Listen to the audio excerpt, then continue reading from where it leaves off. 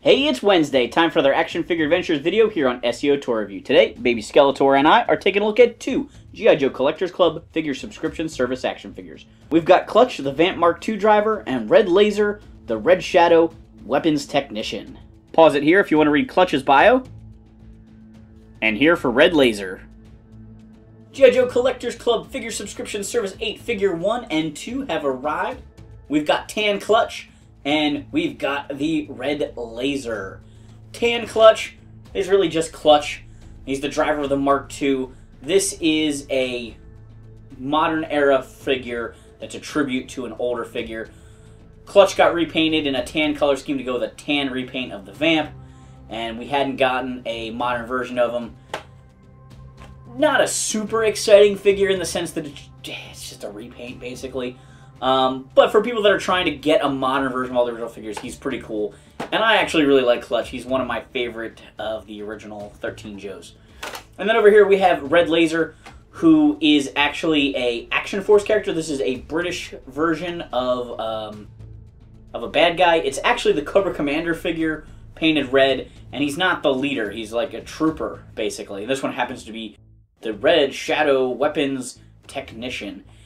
Thanks to Larry Hama, the writer of the G.I. Joe file cards and the American comic book, the Red Lasers and the Red Shadow have become part of the American G.I. Joe universe now in the comics more recently, which I think adds a little bit of interest to these guys.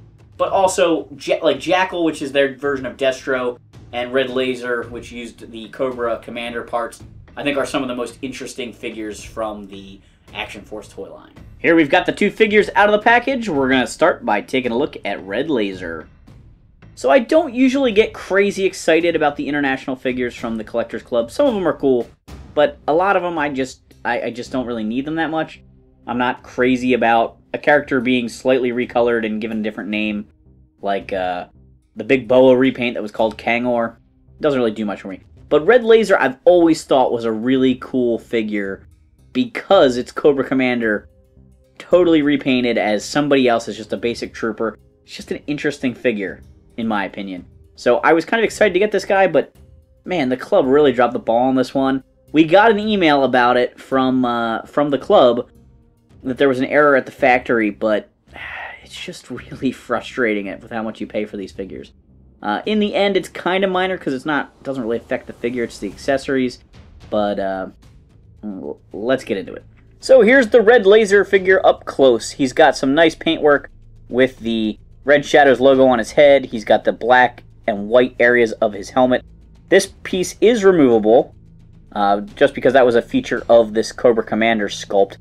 The Red Shadow helmet never, didn't come off like that in the vintage version, but he comes armed with the Cobra Commander laser pistol hairdryer weapon. He comes with this crazy laser pistol that they love to pack with Cobra Commander figures lately. He has a ball joint at the neck, great motion at the shoulders, bends at the elbows and swivels, although the elbow bend is not super far. Actually, it bends better that way. Oh, let me turn his wrist around. There we go. Now he's got good elbow motion. He has a crunch, or a swivel, at the center of his torso there. He's got standard G.I. Joe hips that are excellent, double-jointed knees, and he's got some ankle articulation. So it's a pretty posable action figure, but, we don't expect anything less from our 25th anniversary style characters. He does hold the laser nicely. There's not a lot of paintwork on the figure otherwise, though. He's got little white dots on the collar there. He's got a little bit of insignias going on with his belt. Everything else is just red and black. He comes with a Red Laser Cobra figure stand for the character to stand on. And normally, here's where we get into some of the problems. Normally, if a figure comes with a flag accessory, there is a spot here for the flagpole to go in. Here is that mentioned flagpole. It comes in two pieces. It's a pole and a topper. Fits together nicely like this. But there's also supposed to be another piece that snaps into this to hold the cardboard flag in place. So we got a cardboard Red Shadow flag. Mine came straight out of the package, boogered up on the edges. But I did not get the piece that clips it on here, and I can't plug it into his base. If I at least got this part, I could make him hold it. But, so the flag is kind of trash. I don't really care a lot. I mean, it's not really that important. As long as I have this figure and this gun, it's just a shame at this price point. Next up is Clutch. So why do I like Clutch so much? Well, he's a vehicle driver from that first year. He had a beard. He just was an interesting looking figure. He had a unique torso compared to most guys. He got the tan repaint the next year.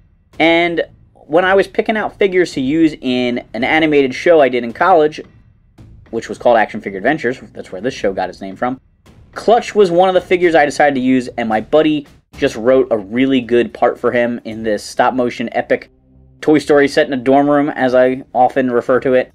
And it just made me fall even more in love with Clutch, even though, like, Larry Hamill already did a great job with the character in the comics. So I'm going to get rid of a little bit of his gear here so we can take a look at the base figure.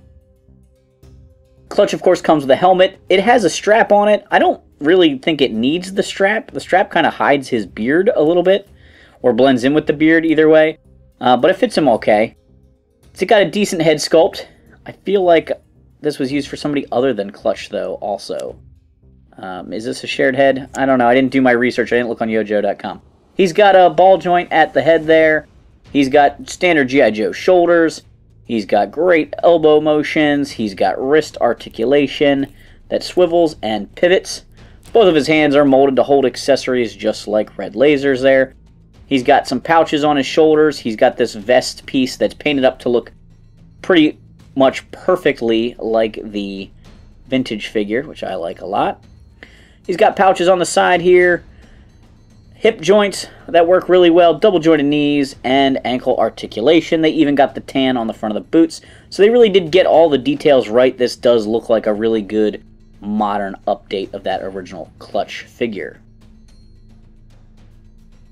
Yeah, there's no way of getting rid of that chin strap, really, on his helmet. It just is weird to me because basically none of the other 25th anniversary figures have the chin straps. You know, so if you put them next to Steeler and Hawk and Grand Slam, he's going to be the only one with the strap. Unfortunately, this figure doesn't have any working holsters. The original figure didn't come with any accessories, but obviously for the modern update we do get some, and it would have been great if you could actually holster this pistol. He has a holster on his chest there, but it's a non-working one. Oops, I dropped his little tiny brown pistol. He comes with a small brown pistol that he can hold in his hand. He comes with a larger brown gun. Little machine gun there for him, so he's armed up for battle. He comes with a stand that says Lance Clutch Steinberg, with the G.I. Joe logo on the top, of course, because every Joe needs a figure stand. And he comes with 2 road cones. I guess it's good he didn't come with a wrench. We got the wrench with a lot of drivers already, so we get a couple road cones. These cones, I think, actually snap together somehow. Or maybe not. I thought somebody told me they did one time. And maybe not. I don't know. I don't really know why you would want them to snap together. Anyway, usually road cones are spaced out. There's a very noticeable height difference between these two figures. So that was a quick look at Tan Clutch and Red Laser. Red Laser was the figure I was more excited about between the two of these. With his accessories being kind of botched up, it takes a few points off him, dings him a little bit. Tan Clutch is not super exciting because he's basically a repaint figure, but the execution is great, and I like Clutch a lot. So I'm actually very happy with both of these guys. A little disappointed in the club not being able to execute these final figures without having errors, though. Thanks for watching this Action Figure Adventures video. Do Baby Skeletor a favor, hit that like and subscribe button.